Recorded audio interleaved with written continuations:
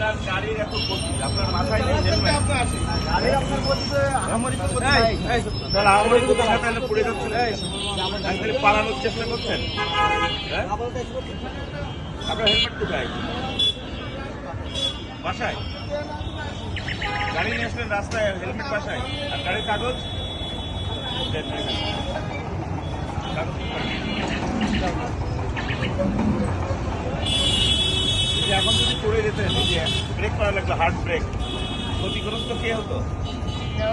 হ্যাঁ, উনি বলুন। আপনি